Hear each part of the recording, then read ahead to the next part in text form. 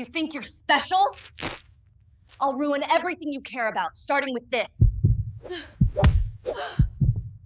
The air in Cell 9 was thick with the scent of damp concrete and the metallic tang of recycled air.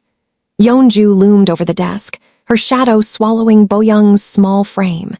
The surrounding inmates held their breath, a collective silence that signaled the start of a familiar slaughter. Yeon-Joo's laughter was a jagged edge, cutting through the cinematic stillness of the room. "You think your silence makes you special?" Yeon-Joo sneered, her voice dripping with the arrogance of a predator who had never known a challenge. She reached down, snatching Bo-young's notebook and ripping the pages out with a slow, deliberate violence. "In here, if you don't crawl, I'll make sure you never walk again." Bo-young didn't move.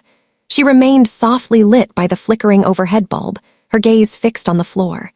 She looked like a girl who had finally run out of luck, until Yeon-Joo grew bored of the lack of reaction.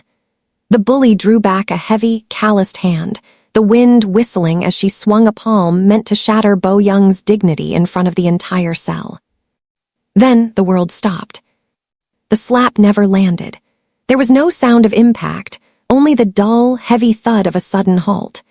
Bo-young's hand had shot up with the precision of a coiled spring, her fingers locking around Yeon-Joo's wrist with a grip that felt less like flesh and more like a closing iron shackle. Yeon-Joo's eyes widened, her smirk faltering as she tried to pull away. She was twice Bo-young's size, yet she couldn't budge an inch. The motion blur of the struggle died away, leaving only the terrifying clarity of Bo-young's expression. Bo-young slowly lifted her head. The quiet lamb was gone. Behind her lenses, her eyes had turned into twin chips of glacial ice, devoid of panic, devoid of mercy. The shadows across her face deepened, casting her features in the sharp, lethal definition of a high-end drama. Beneath the orange jumpsuit, her posture radiated the cold, calculated authority of a woman who was used to seeing men twice as dangerous as Yeon-Joo beg for their lives. "You've spent your life touching things that don't belong to you," Bo-young whispered, her voice a low, melodic vibration that carried further than a scream. The cold, blue-gray tones of the room seemed to darken, as if the prison itself were bowing to her presence. She leaned in closer, the grip on Yeon-Joo's wrist tightening until the bone began to groan. A single, sharp gasp escaped the bully's lips as her body posture began to collapse into the first true uncertainty she had ever felt. "You don't want to know whose hand you're touching," Bo-young said, her stare pinning Yeon-Joo to the spot. "And by nightfall, you're going to wish you had never seen my face." The heavy iron gate of Cell 9 shrieked against the concrete floor, a sound that grated like teeth on bone. The guard, a man whose uniform looked 2 sizes too large for his dwindling courage, gave Bo-young a sharp shove into the dim, humid air of the room. He didn't stay to offer the usual threats. He simply pulled the door shut and vanished into the corridor, his footsteps echoing with a frantic, uncharacteristic haste. Bo-young stood perfectly still, her small frame draped in an oversized orange jumpsuit that seemed to swallow her whole. In her arms, she clutched a single, thin notebook, the only piece of her former life she was permitted to keep. The cell was a chamber of cold, blue-gray shadows, smelling of damp stone and the sour tang of unwashed aggression. From the upper bunks, eyes began to peel open. "Look at this," a voice rasped, cutting through the heavy silence. It was Yeon-Joo. She sat in the center of the room like a spider on a web, her legs crossed, a jagged scar running through her left eyebrow. She was twice Bo-young's size, her presence a physical weight that squeezed the oxygen out of the small space. "They sent us a doll, a quiet, fragile little porcelain doll." The other inmates scrambled down from their beds, forming a loose, predatory circle around Bo-young. They saw exactly what the world wanted them to see, a girl with downcast eyes, pale skin, and trembling hands. A victim. A silent lamb led straight to the slaughter. Yeon-Joo stood up, her shadow stretching across the floor until it touched the tips of Bo-young's shoes. She reached out, her thick fingers snagging the collar of Bo-young's jumpsuit, pulling her forward until their faces were inches apart. "In Cell 9, we don't like silence," Yeon-Joo whispered, her breath smelling of stale tobacco.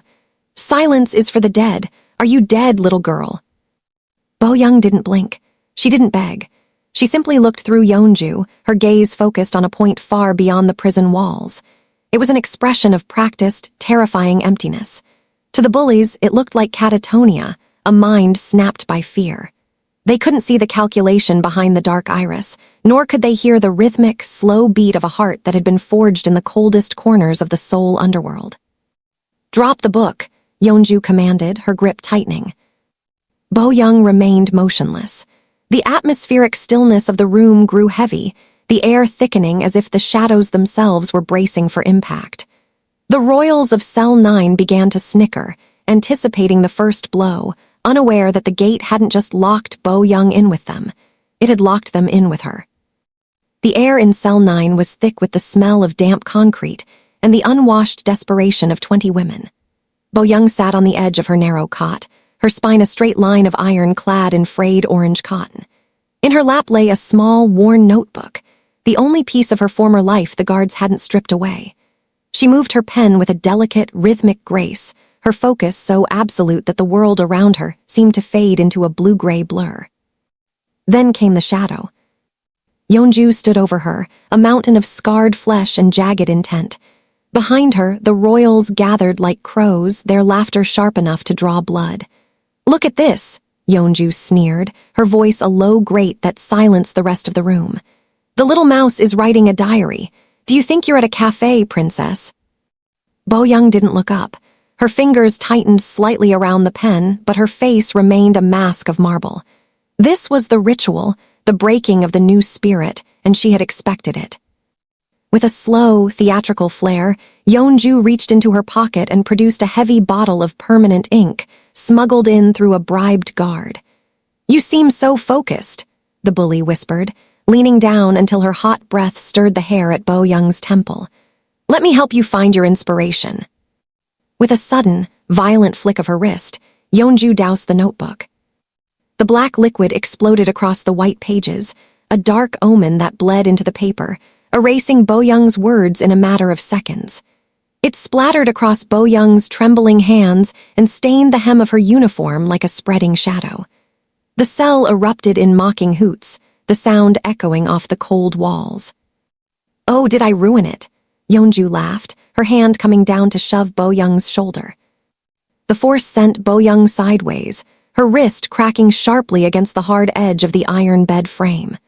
A small, sharp gasp escaped her lips as a deep purple bruise began to bloom against her pale skin, contrasting with the black ink. For the first time, Bo-young's pen stopped moving. She stared at the wreckage of her notebook, her eyes focused and unblinking. The predatory silence that had followed her since intake suddenly deepened, turning the air cold.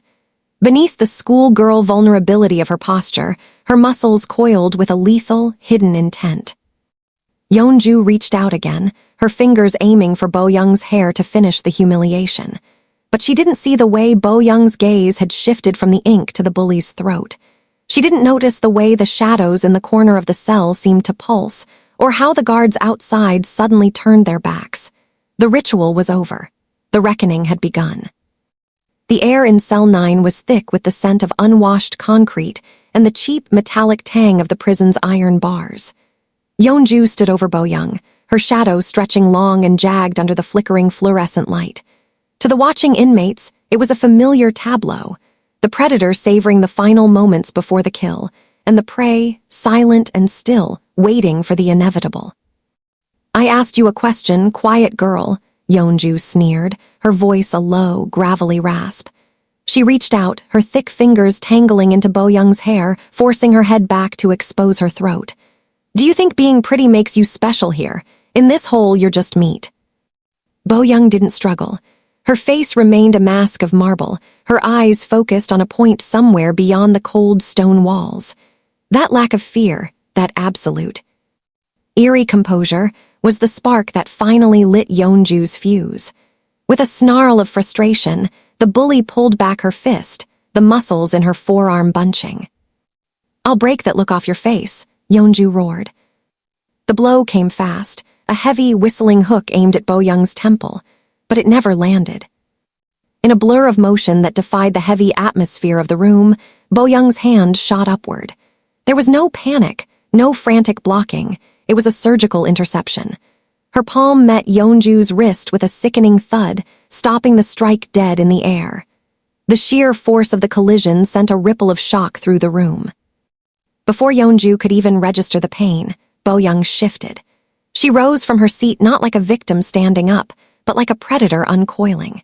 Using Yeon-Joo's own momentum, she twisted the wrist inward and stepped into the bully's guard.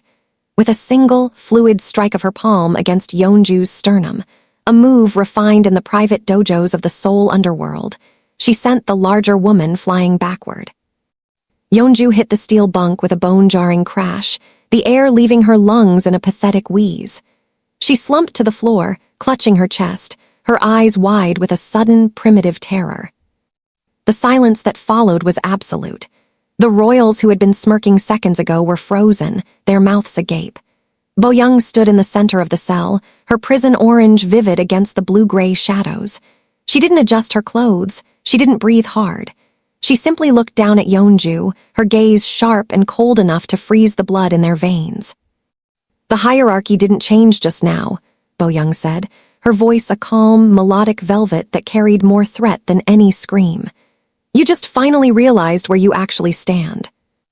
Outside, in the corridor, a guard peered through the small observation slit. He saw Yeon-Joo shivering on the floor and Bo-young standing tall. He didn't reach for his baton. Instead, he quietly stepped back, his hand trembling as he reached for his radio to alert the warden. The Silent Consort had finally spoken. The iron-heavy door of the warden's office slammed shut, but the sound didn't drown out the frantic pounding in Director Park's chest. On his mahogany desk lay a single, manila intake folder. It looked identical to the thousands he had processed in his 20 years at Deason, but the air around this specific file seemed to have dropped 10 degrees. Park wiped a bead of cold sweat from his upper lip and pulled the document closer. His hands, usually steady with the arrogance of a man who owned 500 souls, trembled as he flipped to the identification page. Inmate 4092. Name Lim Bo-young. His eyes skipped past the mundane details, the petty theft charge, the short 6-month sentence, the rural home address. He was looking for the security clearance watermark. When he found it, his breath hitched. Tucked behind the standard paperwork was a slip of vellum paper with no text, only a hand-pressed seal in deep crimson wax, a tiger entwined with a jagged blade. "The Baek Clan," he whispered, the words catching in a throat that had suddenly gone bone dry. This wasn't a common criminal. This was the Silent Consort. A frantic knock at the door made him jump. His lead guard, a man who usually took pride in his brutality, burst in with a face the color of ash. "Sir, we have a problem in the communal block. Yeon-Joo and her girls tried to initiate the new girl. They tried to break her arm." Park surged to his feet, his chair screeching against the floor like a dying animal. "Did they touch her? Tell me they didn't actually touch her." "She stopped them, sir. One move. Yeon-Joo's wrist is shattered. But the girls are rioting, they want blood." "You fool," Park lunged across the desk, grabbing the guard by his lapels. "You don't understand. If a single hair on that woman's head is out of place by nightfall, the men waiting at our gates won't just fire us. They will erase us. They will turn this prison into a tomb before the sun goes down." He looked back at the file at the photo of Bo-young. In the grainy mugshot, she looked small and harmless, her eyes downcast. But now, knowing the truth, Park saw the terrifying stillness for what it really was. She wasn't hiding from the world. She was giving the world a head start. "Lock down the block," Park commanded, his voice cracking under the weight of a sudden, paralyzing terror. "And get me a suit. I'm going down there to apologize." The guard stared at him, bewildered. "Apologize to an inmate, sir." "That isn't an inmate," Park hissed, his sweat soaking through his expensive shirt. "That's the queen, and we just put her in a cage with animals who have no idea they're already dead." The lights in Cell 9 didn't fade so much as they surrendered to a bruised, sickly violet glow. It was the security setting, a dimness designed to keep the inmates on edge, making every shadow look like a threat. In the far corner, tucked away from the draft of the iron door, Bo-young sat on the edge of her thin coat. She didn't lie down. She didn't weep. She simply watched the room with the stillness of an apex predator draped in the skin of a gazelle. The air was thick with the rhythmic, jagged breathing of 20 women, but the atmosphere had shifted. The usual hierarchy of the first night, the hazing, the stolen blankets, the whispered taunts, had been replaced by a heavy, suffocating curiosity. Every eye in the ward was anchored to the girl in the corner. Yeon-Joo lay 3 cots away, her right hand heavily bandaged with a makeshift splint. The bully's face was a mask of pale fury, but she remained uncharacteristically silent. The one move from earlier had left a phantom ache in the wrists of everyone who had witnessed it. They looked at Bo-young's small frame, her delicate features softened by the dim light, and tried to reconcile the image of the silent lamb with the girl who had nearly snapped a woman's radius without blinking. "Who are you?" The whisper came from Minna, a young inmate whose eyes were wide with a mixture of terror and hope. She was the one Bo-young had shielded, the one who usually bore the brunt of Yeon-Joo's malice. Bo-young didn't turn her head. Her gaze remained fixed on the barred window where the distant, rhythmic flash of a red lighthouse beacon swept across the ceiling. "Nobody," she replied, her voice a low, melodic hum that carried further than a shout. "I am just someone waiting for the sun to set on the wrong people." The chilling finality of her tone sent a shiver through the cell. This wasn't the bravado of a street thug or the desperation of a convict. It was the calm of someone who knew exactly how much power was waiting for her outside those walls, and how much of it she had brought inside with her. Outside, in the main yard, the gravel crunched under the boots of a nervous guard. He lingered near cell 9 longer than usual, his hand resting on the hilt of his baton, his eyes darting toward the corner where Bo-young sat. He had seen the name on the high-security override, property of the Baek Syndicate. Touch with extreme caution.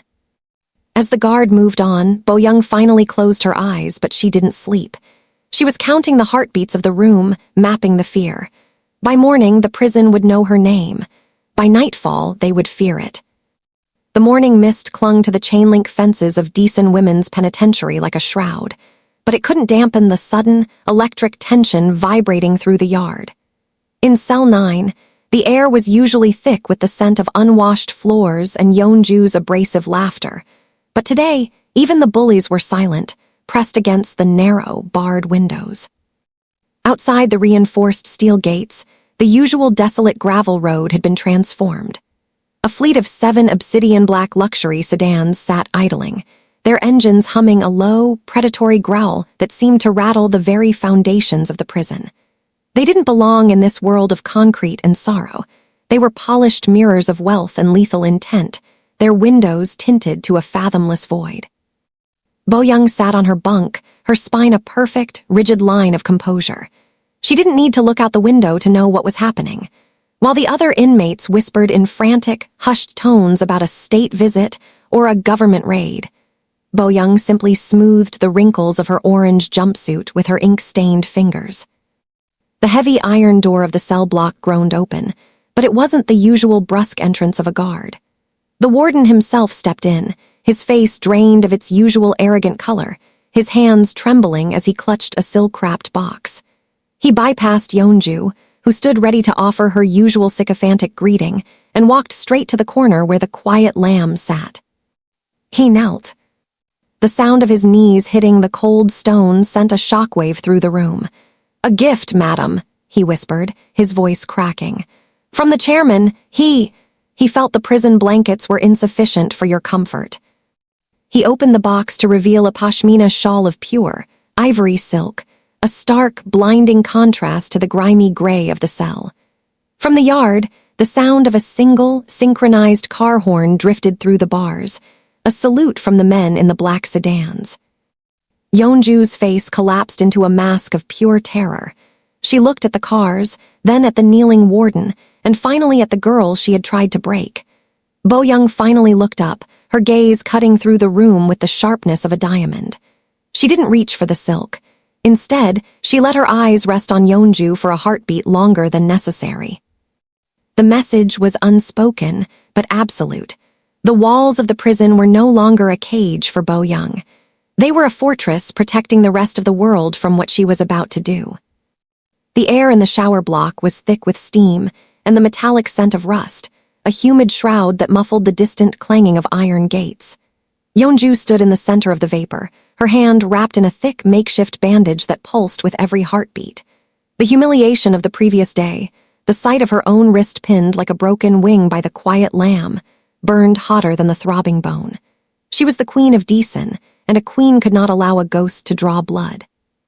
"She's just one girl," Yeon-Joo spat, her voice a low rasp that cut through the hiss of the pipes.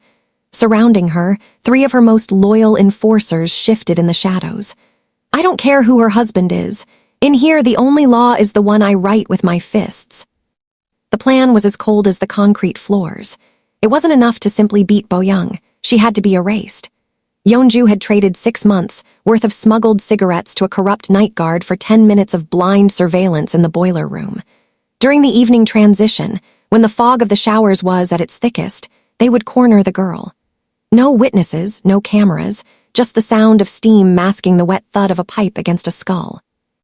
Yeon-Joo pulled a sharpened toothbrush shank from her waistband, the plastic glinting under the flickering yellow bulb. Her eyes were wide, bloodshot with a mix of adrenaline and a growing, desperate uncertainty she refused to name. "We take her out tonight. When the lights flicker during the generator shift, that's the signal. I want her crawling. I want her to realize that even a Mafia queen bleeds like a dog when she's behind bars." One of the enforcers hesitated, her eyes darting toward the heavy steel door. "But the way she looked at us, Yeon-Joo, she wasn't even breathing hard. What if? What if nothing?" Yeon-Joo roared, slamming her bandaged hand against a locker. The pain flared white-hot and blinding, but she welcomed it. "She's playing a part. She's a rich girl in a costume. Tonight, we rip the costume off." As they finalized the ambush, none of them noticed the shadow standing perfectly still just beyond the curtain of steam. Bo-young had been there the entire time, her back pressed against the cold tiles, her expression as unreadable as a frozen lake. She listened to the frantic beat of their malice, her eyes focused on a single drop of condensation sliding down the wall. To Yeon-Joo, this was a war for a throne. To Bo-young, it was simply a chore that needed to be finished before nightfall. The cafeteria was a cavern of concrete and clattering metal, the air thick with the smell of boiled cabbage and the low, vibrating hum of 500 desperate women. Bo-young moved through the line with a ghost-like precision, her eyes fixed on the gray slurry in her plastic tray. She didn't look left or right. She didn't need to. She could feel the weight of every stare in the room, the curiosity of the many, and the sharpened vitriol of the few. Yeon-Joo was waiting at the center table, the throne of the hall. Her hand was heavily bandaged from their previous encounter, a white-trapped reminder of the nerd's hidden strength. As Bo-young approached, a heavy silence rippled outward from Yeon-Joo's table, silencing the surrounding chatter like a cold front moving through a city. "You think because you got lucky in the dark, you're someone special." Yeon-Joo's voice was a jagged blade, cutting through the stillness. Bo-young didn't answer. She continued her steady walk toward an empty seat at the far edge of the room. She was 3 steps away when Yeon-Joo's foot shot out. It was a clumsy tripwire move, beneath the dignity of a real fighter, but it served its purpose. Bo-young stumbled, her tray tilting precariously. The room held its breath. Then, the sound of a heavy plastic tray hitting the floor echoed like a gunshot. "Oops," Yeon-Joo sneered, standing up. She kicked the tray, sending the gray food sliding across the floor like a dark omen. "In here, if you can't hold your food, you don't eat. Now get down and clean it up, with your tongue." The bullies surrounding Yeon-Joo erupted in sharp, jagged laughter. Bo-young stood perfectly still, her head slightly bowed, the soft, dim light of the cafeteria highlighting the ink stain still faintly visible on her wrist. She looked small. She looked defeated. But behind the dark glare of her hair falling over her eyes, Bo-young was calculating. She wasn't looking at the food. She was looking at the reflection in the polished metal of a discarded spoon. In the window far above, the blue-gray tint of the sky was darkening. Nightfall was coming. "I said clean it up," Yeon-Joo hissed, reaching out to grab Bo-young's hair. In one fluid, cinematic motion, the quiet inmate vanished. Bo-young didn't pull back. She stepped into the space, her hand moving with a predatory speed that defied the heavy atmosphere of the room. Before Yeon-Joo's fingers could close, Bo-young's empty tray, which she had never actually dropped, whipped upward. The sound was a dull, sickening thud. The tray collided with Yeon-Joo's jaw with the force of a high-speed collision. Yeon-Joo's head snapped back, her body collapsing into the uncertainty of a daze as she crashed into the table behind her. Bo-young stood over her, the tray held loosely in one hand. Her face remained controlled, emotionally unreadable and terrifyingly calm. She didn't shout. She didn't gloat. She simply placed the tray back on the table. "I'm not the one who's hungry," Bo-young said, her voice a low, cold whisper that reached every corner of the frozen room. "You are." The heavy steel door of the isolation wing groaned shut with a finality that usually broke a woman's spirit. In the hole, there was no light, no sound, and no mercy, only the suffocating weight of one's own thoughts. For most, solitary confinement was a psychological death sentence. For Bo-young, it was a luxury. She sat on the cold concrete floor, her back perfectly straight, eyes closing as she inhaled the damp, recycled air. Outside those walls, Yeon-Joo was likely celebrating, convinced that sending the quiet inmate to the dark would finally break her.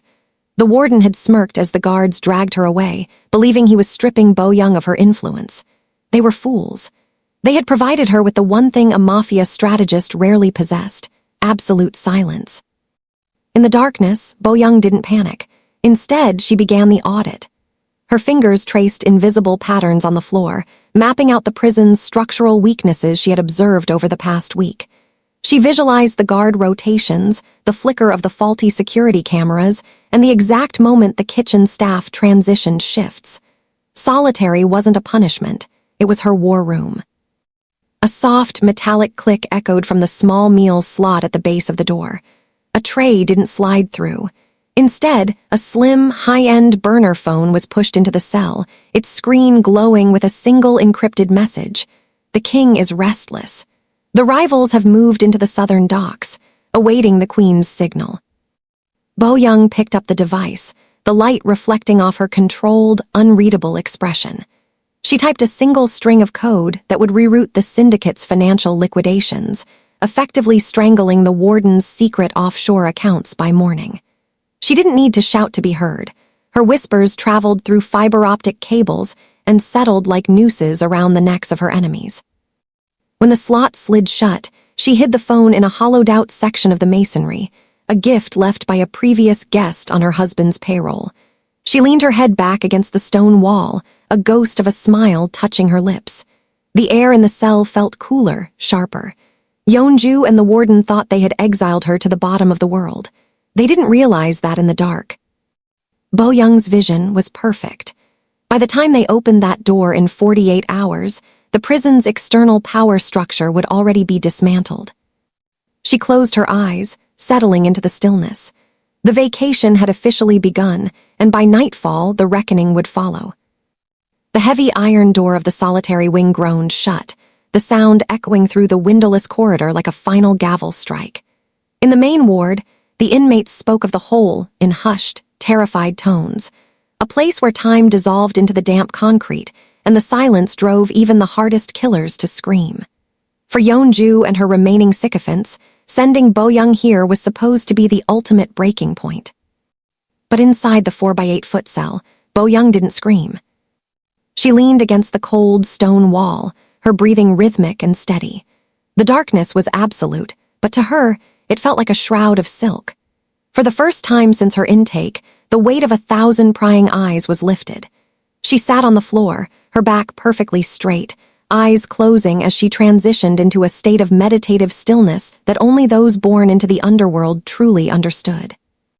To the guards watching the flickering monitors, she looked like a broken girl staring into nothingness. They didn't see the way her fingers traced a specific pattern on the floor tiles, a coded sequence that signaled the vanguard, units waiting 2 miles outside the prison walls. They didn't know that the warden had intentionally bypassed the security logs for this cell, unaware that he was granting her the one thing she needed most: a secure, unmonitored line of communication. The hole wasn't a punishment, it was a sanctuary. Hours bled into a day, and the silence began to take on a physical weight. A lesser person would have started clawing at the door, desperate for the sound of a human voice. Bo-young simply tilted her head, listening to the faint, rhythmic scratching coming from the ventilation shaft, the sound of her husband's technicians tapping into the prison's mainframe from the outside. Every time a guard checked the small, sliding slat in the door, they expected to find her weeping or begging for light. Instead, they found her sitting in the exact same position, an unreadable statue of ivory and shadow. Her face remained controlled, her pulse never rising. She was a queen on a dark throne, resting before the slaughter. When the heavy bolts finally slid back 24 hours later, the light hit her eyes with a blinding glare. The guards sneered, expecting to see a trembling wreck. Instead, Bo-young stood up with a fluidity that made him instinctively take a step back. She smoothed the wrinkles of her orange jumpsuit with ink-stained fingers and walked out of the darkness with a chillingly calm expression. She didn't look like a prisoner returning from punishment. She looked like a general returning from a war room, refreshed and ready to dismantle the world that thought it could contain her. The fluorescent lights of the corridor hummed with a low, jagged vibration that mirrored the rot beneath the prison's surface. Officer O walked the line, his heavy boots echoing against the concrete, but his eyes lacked the usual dull apathy of a public servant. His gaze darted toward Cell 9, lingering on the small, unmoving silhouette of Bo-young. He reached into his pocket, his fingers grazing a thick vellum envelope tucked beneath his standard-issue belt. It was heavy, filled with the kind of high-denomination bills the government didn't print for honest men. This was the mark of the rival Hanseo syndicate, the payroll. To O, Bo-young wasn't a human being. She was a standing bounty, a walking deposit that would buy him a life far away from the stench of the decent yard. Bo-young watched his shadow through the bars. She didn't need to see his face to know his soul was for sale. She had spent a decade calculating the price of loyalty, and O's movements were those of a man who had already spent his bribe. He paused at her cell, his hand resting on the electronic lock. The silence in the block was absolute, a cinematic stillness that made the clicking of his radio sound like a gunshot. "You're a long way from the penthouse, little girl," O whispered, his voice trembling with a mixture of greed and nerves. Bo-young didn't look up from the small, tattered book in her lap. "The distance doesn't matter, officer. My reach is the same everywhere." O let out a sharp, dry laugh, but it died in his throat when he saw the reflection in the polished plexiglass of his watch. Behind him, the shadowy figures of the royals were moving, unlocked by his own hand. He had been paid to look the other way, to create a blind spot in the surveillance for exactly 10 minutes. The secret was out. The rival clan had bought the keys to the kingdom. But as the electronic bolt slid back with a soft, predatory hiss, Bo-young finally lifted her head. The cold blue-gray light of the moon caught the edge of her gaze, sharp and lethal.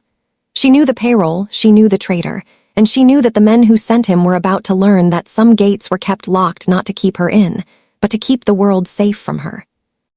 The blue-gray chill of the cell block was never more biting than during the hour of the midnight rounds. Bo-young sat on the edge of her thin coat, the silence around her so heavy it felt physical. Across the room, the rhythm of Yeon-Joo's ragged breathing served as a reminder of the previous day's violence, but Bo-young's mind was miles beyond the concrete walls. In her hand, she held a single sheet of vellum, smuggled in through the only guard who still valued his life more than his bribe money. The paper didn't carry the perfume of a lover or the desperate ink of a prisoner's kin. It smelled of expensive tobacco and cold iron, the scent of the Baek Clan's inner sanctum. The handwriting was sharp, jagged, and unapologetic. "The sun sets early in the east this winter," the letter began. To any interceptor, it was a mundane observation of the season. To Bo-young, it was a tactical status report. The sun was their primary rival, and the early set meant his life had already been scheduled for termination. Her husband wasn't just checking on her, he was letting her know that the world outside was being reshaped to fit her return. She traced the characters with a thumb stained faintly by the industrial soap of the prison laundry. As she read, the shadow of the man who wrote it seemed to stretch across the cell floor, darker and more permanent than the bars on the window. He was a man who didn't offer comfort, he offered certainty. He didn't ask if she was afraid of Yeon-Joo or the Warden. He simply reminded her that the ground they walked on was already his. A soft sob drifted from the corner, another inmate, broken by the day's labor. Bo-young didn't look up. The letter detailed the precise location of the ledger she sought, hidden in the one place the Warden would never look because he was too busy counting his own corruption. The long shadow of the Mafia boss wasn't just a threat to her enemies, it was a weight on her own soul. Even here, in the depths of Deason, she was never truly alone. She was the consort, the brain, the silent extension of a hand that could crush a city. She folded the paper into a precise, tiny square and swallowed it. The ink tasted like copper. As the guard's flashlight flickered past her bars, she lay back and closed her eyes. The letter was gone, but the command remained. She wasn't waiting for a rescue, she was waiting for the clock to strike 0. By dawn, the quiet inmate would no longer be a ghost in the halls, she would be the storm. The air in the basement laundry room was thick with the scent of industrial bleach and the rhythmic, metallic thrum of oversized washing machines. Steam rose from the floor drains, curling around the ankles of the dozen women who had formed a jagged circle. At the center stood Yeon-Joo, her face a mask of desperate fury, her broken hand heavily bandaged and tucked into her pocket. Across from her, Bo-young stood in a patch of flickering fluorescent light, her prison orange vivid against the damp, gray concrete. "You think a few silent stares and a lucky grip makes you the boss?" Yeon-Joo spat, the sound of her voice drowned out by the roar of the spin cycles. She pulled a jagged piece of sharpened plexiglass from her waistband. "Here, there are no black cars, no husbands, just us and the water." Bo-young didn't move. Her breathing was slow, deep, and unnervingly controlled. She looked less like an inmate and more like a statue carved from ice. "You were given a chance to kneel," Bo-young said, her voice cutting through the mechanical din with a terrifying, low-frequency clarity. "You chose to bleed instead." Yeon-Joo lunged. The movement was sloppy, fueled by a week of humiliated ego. She swung the shard in a wide arc meant to disfigure. Bo-young didn't retreat. She stepped into the strike, her body a blur of calculated efficiency. With a sharp, concussive exhales, she parried the bully's forearm and delivered a palm strike to Yeon-Joo's sternum.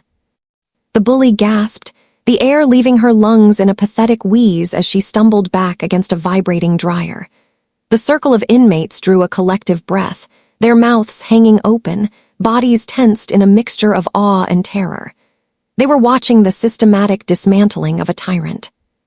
Yeon-Joo tried to rise, her eyes wide with a sudden, bone-chilling realization.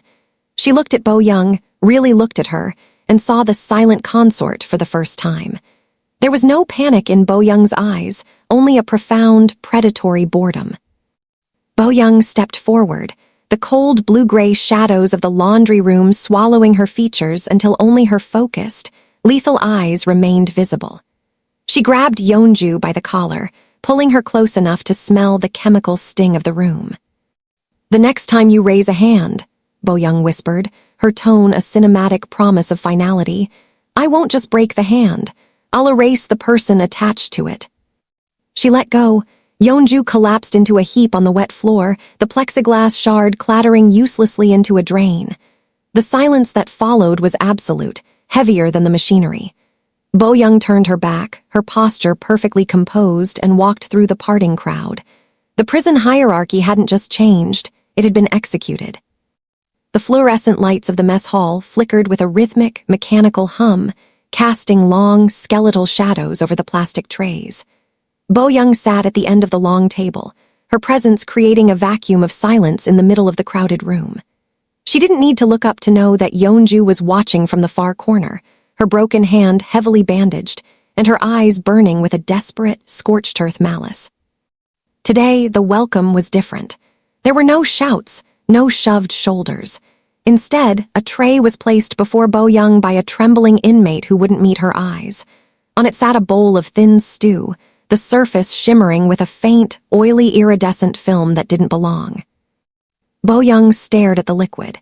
She could smell the chemical bitterness beneath the scent of salt, a heavy dose of industrial sedative mixed with something sharp enough to tear through a lining. It was a test of endurance, a public challenge to see if the Mafia queen could be humbled by the very biology she claimed to master. She felt the gaze of the entire cell block. The guards at the perimeter suddenly found a reason to look at their clipboards, their silence bought and paid for. If she refused, she was a coward who feared the prison's reach. If she ate, she was at their mercy. Bo-young picked up the spoon. Her hand was steady, a sharp contrast to the frantic energy vibrating through the hall. She thought of the cold, windowless rooms in her husband's compound where she had been trained to recognize every toxin known to the underworld. She had spent years building a temple out of her body, one that did not break easily. She took the first bite. The bitterness hit the back of her throat like a physical strike. Her stomach tightened instantly, a cold sweat pricking at her hairline, but her expression remained as smooth as polished marble. She didn't flinch. She didn't reach for water. She simply continued to eat, spoon by rhythmic spoon, while the air in the room grew heavy with disbelief. Yeon-Joo's sneer began to falter, replaced by a creeping, paralyzed horror.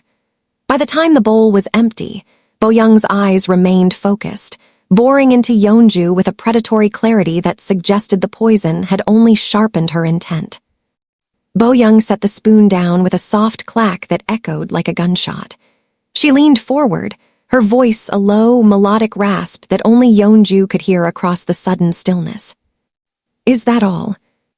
As the sedative began to claw at her nervous system, Bo-young stood up, her spine perfectly straight, and walked out of the hall with the grace of a woman walking toward a throne, leaving behind a room of people who finally realized that some spirits cannot be dissolved.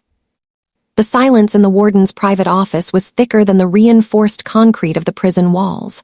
Outside, the sirens blared, a frantic, rhythmic pulsing that signaled a facility-wide breach, but inside, the air was unnervingly still. Bo-young sat in the warden's oversized leather chair, her prison-orange jumpsuit stark against the dark hide. She wasn't restrained. She wasn't trembling. She was simply waiting. Warden Kang stood by the window, his hands shaking as he clutched a glass of whiskey. He had spent months treating Bo-young as a lucrative bargaining chip, a quiet girl he could sell to the highest bidder in the underworld. He looked at the surveillance monitors, which showed Yeon-Joo's gang and the rival syndicate hitmen frozen in the corridors, neutralized by a force they couldn't even see. "You think your husband is coming for you," Kang spat, though his voice lacked conviction. "The Baek Clan is under siege. By morning he'll be a memory and you'll be a corpse." Bo-young leaned forward, the motion fluid and predatory. She reached into the desk drawer, a drawer Kang kept locked with a biometric scanner, and pulled out a single, obsidian-black fountain pen. She began to disassemble it with practiced ease. "My husband didn't build the Baek Clan, Warden," she said, her voice a calm, melodic contrast to the chaos outside. "He was the fist.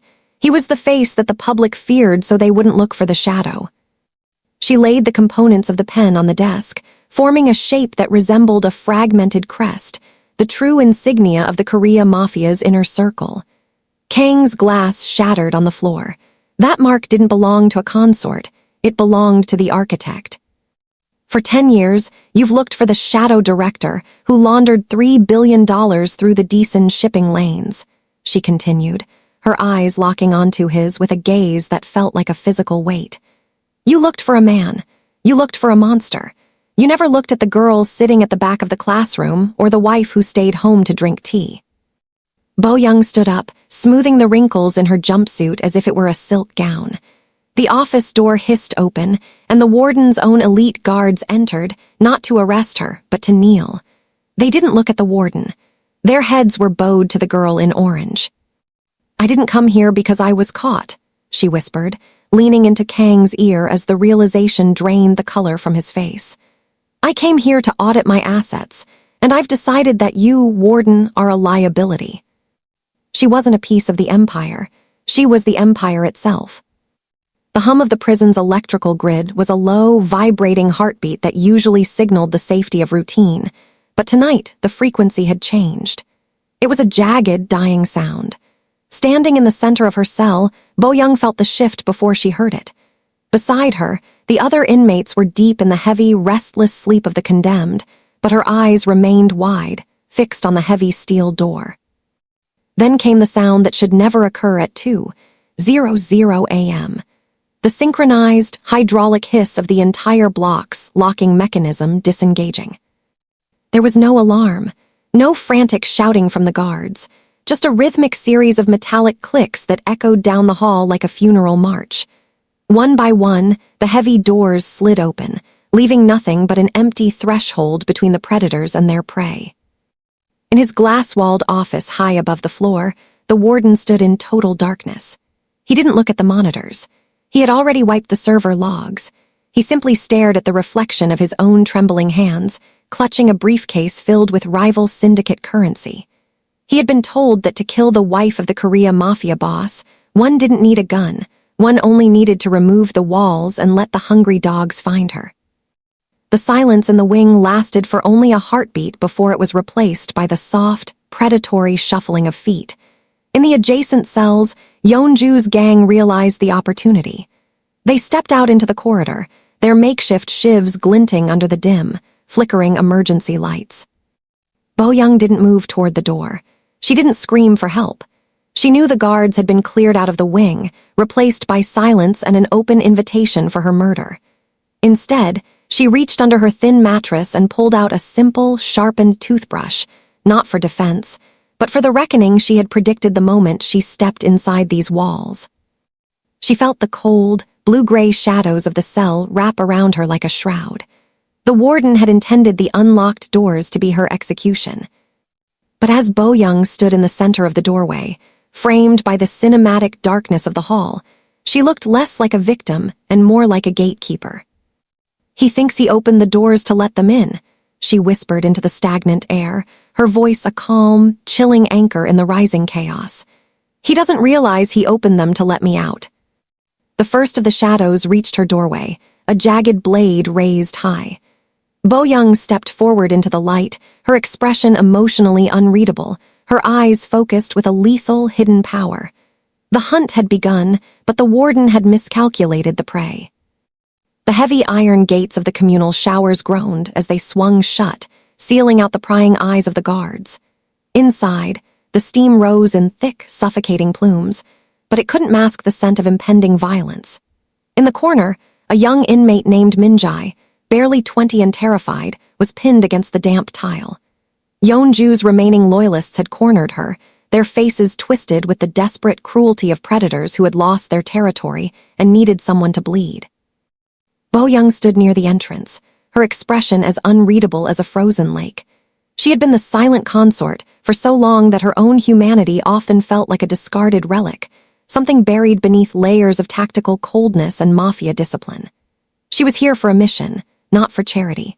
But as she watched Minjai's eyes widen in silent plea, the same look she had seen in the mirror a decade ago, the icy shell around her heart developed a microscopic crack. "She has nothing to do with me," Bo-young whispered to herself, her fingers twitching toward the sharpened toothbrush hidden in her sleeve. "Stay focused." One of the bullies raised a heavy plastic bucket, ready to bring it down on Minjai's head. The sound of a footstep echoed, sharp, rhythmic, and heavy. The air in the room didn't just chill, it solidified. Bo-young didn't run. She glided through the steam like a phantom. Before the bucket could descend, her hand shot out, catching the bully's arm with a grip that made bone groan. The other women froze. They knew that grip. They knew the lethality that lived behind those calm, focused eyes. "Step back," Bo-young said. Her voice wasn't loud, but it carried the weight of a death sentence. "She's just a snitch, queen," the bully hissed, though her voice wavered. "She doesn't belong to you." Bo-young leaned in, her gaze piercing the steam until it settled on the bully's soul. "In this hell, everything belongs to me, including her life. If you touch her, you aren't just touching a girl, you're touching the Baek Clan." She shoved the woman back, a casual display of dominance that sent the bully sprawling onto the wet floor. The others scrambled away, the mere shadow of Bo-young's authority enough to break their resolve. Bo-young turned to Minjai. For a fleeting second, the mafia boss vanished. She reached out and gently straightened the younger girl's collar, her touch surprisingly light, almost tender. She didn't offer words of comfort, she didn't have them. Instead, she handed Minjai her own clean towel. "Don't look at the floor," Bo-young commanded softly. "If you walk like a victim, they will never stop eating you. Walk behind me." As they exited the showers, Bo-young's face returned to its mask of stone. She was back to being the strategist, the shadow, the queen. But for the girl walking in her wake, the world was no longer a cage of blue-gray tones. It was a fortress. The cold, damp walls of the decent cafeteria usually served as the backdrop for Yeon-Joo's cruelty, but today, the air felt different. Bo-young sat at the edge of the long metal table, her movements precise and quiet. She wasn't looking at the guards or the hidden cameras. She was watching Mioke, an elderly inmate whose hands shook so violently she could barely hold her spoon. Across the table, one of Yeon-Joo's remaining loyalists sneered, reaching out to deliberately flip Mioke's tray. The plastic clattered, spilling thin soup across the table. The bullies laughed, a jagged, ugly sound that cut through the low hum of the room. Mioke's eyes filled with tears, her head bowing in that practiced posture of vulnerability Bo-young knew all too well. Bo-young didn't stand up with a roar. She didn't have to. She simply slid her own untouched tray across the metal surface until it clicked against Mioke's hand. The laughter died instantly. The bully who had flipped the tray froze, her gaze meeting Bo-young's. Behind Bo-young's dark lenses, her eyes were focused and emotionally unreadable, the look of a predator deciding if the prey was worth the effort. "Eat," Bo-young said, her voice a low, melodic contrast to the chaotic whispers of the hall. But you'll go hungry," Mioke whispered, her voice trembling. Bo-young's expression didn't change, but her hand rested briefly on the older woman's arm. It was the first time anyone had seen the Mafia queen offer a touch that wasn't designed to break a bone. It was a silent promise of sanctuary. "In here, no one goes hungry unless I say so." She turned her head slightly toward the bully. The girl recoiled as if struck, her body posture collapsing into sudden uncertainty. The quiet inmate was no longer a target, she was a shield. The surrounding inmates watched in frozen disbelief, realizing that the new hierarchy wasn't just built on fear, it was built on a cold, absolute justice. For the first time in years, the weak felt the shadow of a protector. The air in the administrative wing of Decent Women's Penitentiary was thick with the scent of ozone and stale paper, a sharp contrast to the damp concrete of the cells. Bo-young moved through the shadows with the silent, fluid grace of someone born to the darkness. In her hand, she held a small, leather-bound volume retrieved from behind the false backing of the warden's private safe. It was the ledger, the singular piece of evidence that held the names, bank accounts, and sins of the rival syndicate's board of directors. She didn't run. Panic was for the prey, and Bo-young had reclaimed her status as the predator the moment the safe's tumblers clicked into place. The blue-gray emergency lights flickered, casting long, skeletal shadows against the walls. She tucked the ledger into her waistband, her eyes scanning the corridor. The silence was absolute, but she knew it was a lie. The warden's betrayal was complete. The doors had been left unlocked not for her escape, but to allow her executioners a clear path. A faint, metallic scrape echoed from the end of the hall. Bo-young stilled, her breath shallow and controlled. 3 men emerged from the stairwell, clad in tactical black that swallowed the dim light. They weren't prison guards. These were professional cleaners, the kind her husband employed when a problem needed to be erased from existence. "The quiet inmate," one whispered, his voice distorted by a combat mask. "Hand over the book and we'll make it quick. The boss wants his wife back in one piece, but the board wants you buried." Bo-young's expression remained unreadable, a mask of calm granite. She reached up, slowly removing the simple hair tie that had kept her appearance harmless for weeks. Her hair fell in a dark curtain around her face, her eyes sharpening into blades of ice. She didn't need a weapon, the environment was her armory. "You've spent so much time looking at the Mafia boss," she said, her voice a low, melodic threat that stopped them in their tracks. "That you forgot who actually wrote the laws he enforces." She stepped out of the spotlight and into the deep shadows of the filing room. The hunt had officially begun, but as the first hitman lunged forward, he realized too late that he wasn't the hunter. He was merely the first sacrifice in Bo-young's reclamation of her throne. By the time the sun touched the prison wire, the names in the ledger would be the only things left of the men who thought they could break the Silent Consort. The hum of the industrial generators, a constant vibration that had defined the silence of Deason for decades, died with a mechanical groan. In an instant, the cold blue-gray world of the cell block was swallowed by a void so absolute it felt physical. The flickering fluorescent lights flickered once, gasped, and vanished. In the sudden darkness, the prison breathed. It was a jagged, terrified sound, the collective intake of breath from 300 women who knew that in Deason, light was the only thing keeping the monsters at bay. Bo-young didn't move. She sat on the edge of her bunk, her spine a straight line of predatory stillness. Around her, the frantic scuffling of her cellmates began, the clatter of metal cups, the frantic whispers of the weak, and the predatory shifting of Yeon-Joo's remaining loyalists. "It's time," a voice hissed from the shadows of the upper tier. It was the signal. The corrupt guards had not only cut the power, they had disengaged the electronic locks. A heavy thunk echoed through the block, the sound of 100 steel doors sliding open at once. "Bo-young," Yeon-Joo's voice crawled through the dark, thick with a desperate, shaky bravado. "Do you hear that? No cameras, no guards, no husband to save you now." Bo-young closed her eyes, letting her other senses map the room. She could hear the rustle of a shiv being pulled from a mattress, the scent of unwashed fear, and the heavy boots of the rival syndicate hitmen entering the far end of the wing. They weren't inmates. Their footsteps were too rhythmic, too disciplined. "You think the darkness is your ally because you've lived in the shadows of a bully," Bo-young said, her voice a calm, melodic contrast to the rising chaos outside. "But I was born in this void. I am the shadow that my husband fears." She stood up, the movement silent. A flash of lightning outside the high, barred windows momentarily strobed the room, catching the glint of her focused, unreadable eyes. She wasn't a prisoner waiting for an assault. She was a hunter who had finally been let off her leash. A hand reached for her throat in the dark. Bo-young didn't flinch. She pivoted, the air whistling as she moved with a lethal grace that no quiet girl should possess. There was a sickening crack of bone meeting concrete, followed by a low, gurgling moan. The prison was no longer a place of reform or even a place of punishment. As Bo-young stepped out into the pitch-black corridor, she was no longer an inmate. She was the Silent Consort, and the darkness was her throne. By the time the lights came back on, the hierarchy of Deason wouldn't just be changed, it would be erased. The lights didn't flicker. They died with a finality that sucked the very oxygen from the corridor.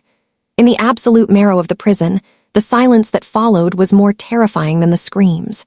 This was the Warden's final gambit, a malfunction designed to let the rival syndicate's shadows finish what the bullies could not. But as the heavy steel doors hissed open on their emergency overrides, they hadn't unleashed the hunters. They had unchained the ghost. Bo-young moved through the pitch-black hallway not like a prisoner, but like a predator returning to the woods. Her breath was a rhythmic, silent ghost of sound, timed perfectly to the thrum of the distant backup generators. She didn't use the walls for guidance. She moved down the center of the path, her senses mapped to the subtle shifts in air pressure. Ahead, the frantic beam of a tactical flashlight cut through the dark. 3 men, dressed in guard uniforms that fit too well across the shoulders to be real corrections officers, moved with hushed urgency. They were elite, professional, and armed with silenced polymer blades. They were looking for the Mafia's wife. They never saw the shadow detach itself from the ceiling's recess. Bo-young descended behind the trailing man with the weightlessness of falling ash. Before his shadow could even shift on the concrete, her palm struck the base of his skull, a precise, concussive blow that disconnected his consciousness before he could gasp. She caught his body, easing it to the floor without a click of equipment. The second man turned, sensing a change in the air, but Bo-young was already beneath his guard. She didn't use a weapon. Her hands were the instruments of a decade of underworld conditioning. A sharp strike to the carotid sinus sent him into a vegetative stupor. The lead assassin finally swung his light, the beam catching only the hem of an orange jumpsuit disappearing into the ventilation shadows. He fired a muffled shot into the dark, the lead burying itself in harmless stone. "Where is she?" he hissed into his comms, his voice cracking with a sudden, primal realization. "Behind you," a voice whispered, cold as a funeral bell. He spun, but Bo-young was already there, standing in a sliver of moonlight from a high, barred vent. She looked unreadable, her face a mask of serene, lethal focus. The quiet inmate was gone. In her place stood the brain of the empire, a woman who had orchestrated wars from mahogany desks and was now finishing one in the dirt. With a blur of motion that defied the eye, she disarmed him in a single fluid twist. She didn't kill him. She left him pinned to the wall by his own blade through his sleeve, trembling as she leaned in close to his ear. "Tell your master," she breathed, her voice a calm, terrifying caress. "The ghost is done hiding." The emergency lights flickered with a rhythmic, sickly pulse, casting long, strobing shadows across the damp concrete of the laundry room. Steam hissed from a ruptured pipe, veiling the space in a humid fog that smelled of industrial soap and desperation. At the far end of the row of heavy steel washers, Yeon-Joo stood trembling, a jagged piece of reinforced plastic clutched in her hand. Her reign as the prison's apex predator had been reduced to this, a cornered animal gasping for air in the dark. 10 feet away, Bo-young emerged from the mist. She moved with a terrifying, liquid grace, her prison-issue orange jumpsuit appearing dark, almost black, under the indigo emergency strobes. There was no sweat on her brow, no tremor in her hands. She looked less like an inmate and more like a ghost reclaiming her territory. "You think you're so special?" Yeon-Joo spat, her voice cracking as she lunged forward. "You're just a puppet. Without your husband's name, you're nothing." Bo-young didn't flinch as the plastic shard whistled past her cheek. She stepped into Yeon-Joo's guard, her movement so precise it seemed choreographed.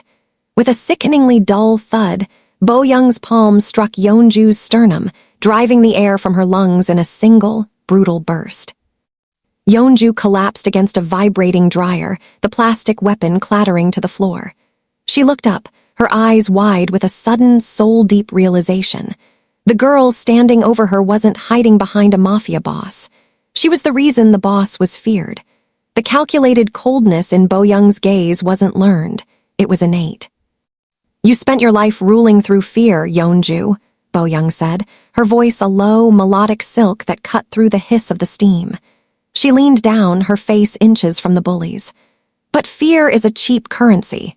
I rule through inevitability." Bo-young reached out, not to strike, but to calmly straighten the collar of Yeon-Joo's uniform. The gesture was more humiliating than a blow. It was the act of a superior tidying a mess. "The sun is going to rise in an hour," Bo-young whispered.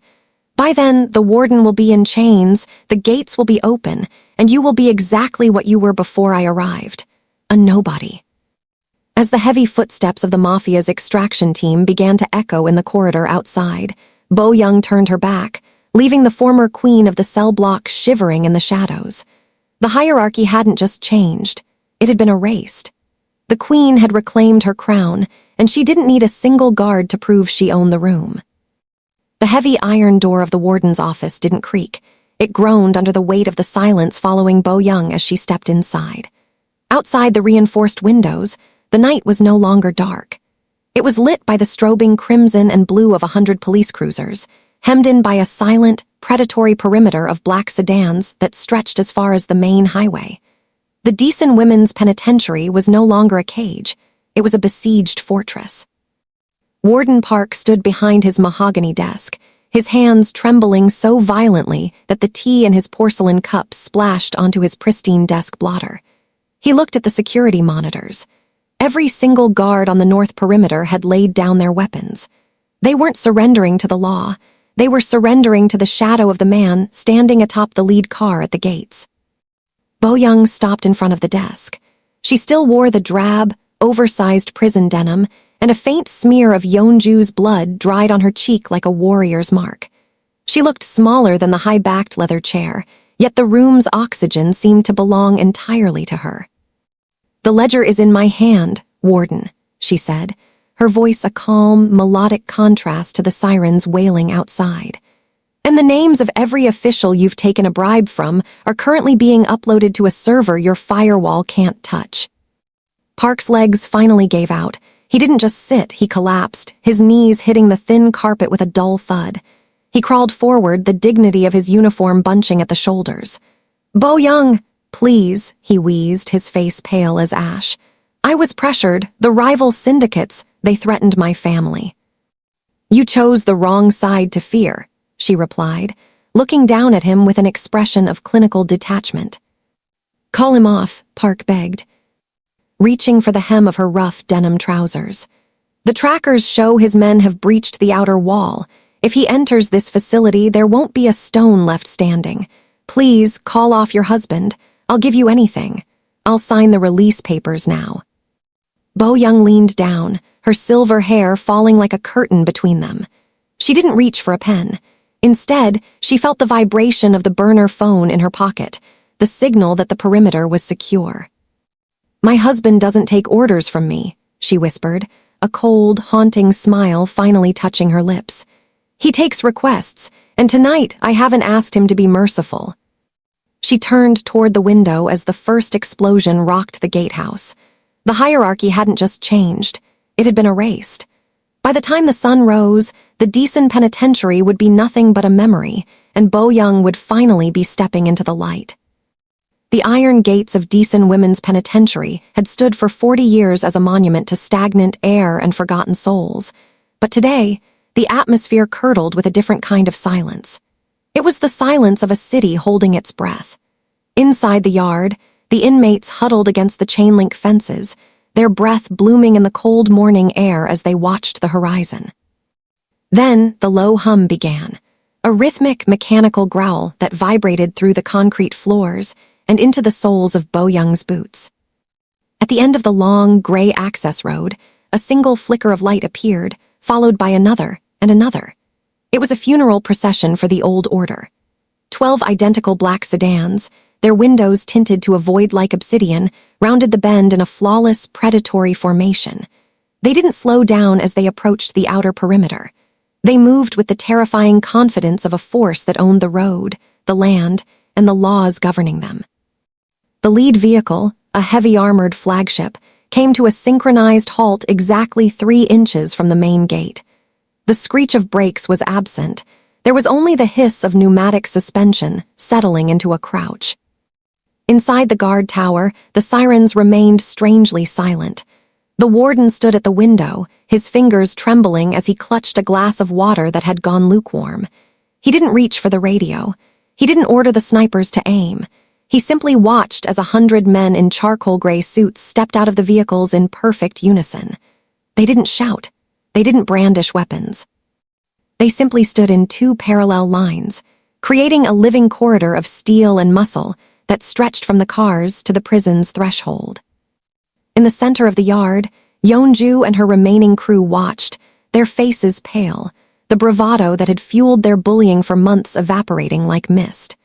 The hierarchy of the prison hadn't just changed, it had been erased by the sheer gravitational pull of the world outside. Bo-young stood at the head of the inmate line, her orange jumpsuit the only splash of color in a world of gray and black. She didn't look at the guards, and she didn't look at the bullies who had tried to break her. Her eyes were fixed on the lead car. The heavy gate groaned, the electronic locks disengaging with a series of hollow, metallic thuds that sounded like a countdown. As the steel wings began to part, the men outside bowed their heads in a wave of terrifying, silent discipline. The message was unmistakable. The world hadn't come to liberate a prisoner, it had come to collect its queen. The iron-shod gates of Decent Women's Penitentiary groaned as they retreated, a sound like a dying beast surrendering to its master. For 18 months, that sound had signaled the end of freedom. Today, it signaled the beginning of a reckoning. Bo-young stepped out from the shadow of the threshold, her footsteps light but echoing with the weight of a queen reclaiming her throne. Gone was the coarse, oversized gray canvas of the inmate uniform. She wore a tailored coat of midnight silk that caught the morning light, her hair no longer matted but falling in a sleek obsidian river down her back. As she moved down the central walkway, the air grew still. On either side of the gravel path, the prison guards, men who had once barked orders and brandished batons, stood in a rigid, terrifyingly straight line.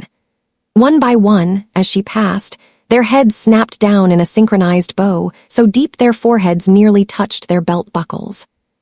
There was no shouting, no triumphant music, only the rhythmic crunch of her boots on the gravel and the heavy, terrified breathing of the men who had once thought they held her life in their hands. The warden stood at the very end of the line, his face a sickly shade of parchment. He didn't just bow, he trembled, his hands pressed tightly to his seams to hide the shaking. He knew that while the law had pardoned her, the underworld never forgot a debt. "Is the car ready?" Bo-young asked, her voice a low, melodic hum that carried further than any scream. Yes, madam," the warden stammered, his eyes fixed firmly on the ground. "It has been waiting since dawn." At the perimeter fence, the world turned black, not from shadows, but from the sheer volume of high-end sedans idling in the road. 100 men in identical dark suits stood like statues outside the vehicles, their presence turning the prison entrance into a fortress. In the center of the convoy, a single door was held open. Bo-young didn't look back at the barbed wire or the gray walls that had tried to swallow her. She had entered as a silent lamb to map the wolf den. She was leaving as the one who owned the forest. She paused at the door of the lead car, the cold blue-gray tint of the morning reflecting in her unreadable eyes. She took one last breath of the prison air, the scent of defeat and iron, and exhaled it forever. As she slid into the velvet interior, the heavy door closed with a muffled, expensive thud, sealing out the world of the week. The convoy began to move, a slow-rolling river of power, leaving the bowing guards behind in the dust of her departure. Did you see that look in her eyes? The lamb didn't just survive the wolves, she became their queen. If you're ready to see exactly how Bo-young dismantles the rival syndicates and takes back her throne, you cannot afford to miss what's coming next. Subscribe right now and join our inner circle. Like this video if you believe the quietest people are always the most dangerous, and comment, "The Queen is back," to show your loyalty. Most importantly, turn on those post notifications. The war for the city has just begun, and you'll want a front row seat when the first rival falls.